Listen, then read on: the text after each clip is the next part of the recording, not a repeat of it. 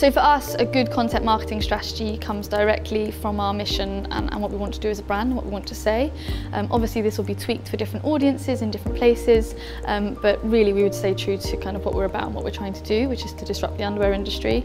And I think there's a whole bunch of things to talk about within that topic. Like a lot of businesses, we actually use Taboola and other native networks to specifically drive users to perform specific actions. We use it actually as a conversion focused channel instead of for brand awareness or brand building or that sort of thing. The way we do this is by producing content that both informs and sells. So an example would be 5 reasons why guys are excited about Threads. One of the really cool things about Taboola is the mindset that the user is in.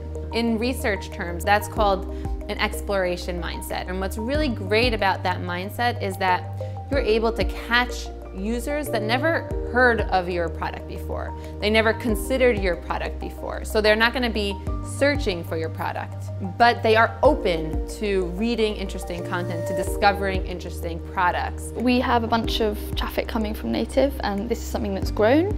Hopefully it's an indication of the strength of the brand and the fact that people want to consume our content, and we're under continuous pressure to produce great content going forward, so that's something that we will invest in.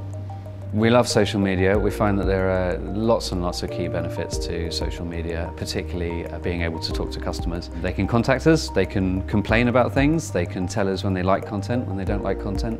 Social media is just as important as any other form of customer contact, and we prioritise it because we know that the response that we give can be very, very public. The key goals for our campaigns are always around gross profit, and the way in which we measure that is on a gross profit per campaign basis. But what we also look for is to try and understand what the inputs are that will allow us to drive that exceptional performance. Too often we find that people can obsess about the outcomes of the campaigns you're trying to achieve, when actually if you focus on the most important things, which are your inputs, that's the best way in which you can drive performance through campaigns, and those are the things that we typically like to measure. When a user clicks on an ad, let's say a Facebook ad or a native ad or whatever, they get taken to a landing page and we record which specific acquisition source they came from, whether it's Facebook or native, and some other information which tells us which campaign they came from. Then we measure what percentage of users then go from the landing page to the end of registration, and we use this to calculate our cost per user, which is the first metric we use to evaluate our campaigns on. We realized through a lot of research that the 3 keys to success in creatives is 1, getting people to notice you online, 2, getting people to click on you, which is mostly done with your headline, and 3 is getting people to convert. And you can't convert without clicking, and you can't click without noticing. So it really shows the importance of each stage in the funnel in order to really succeed.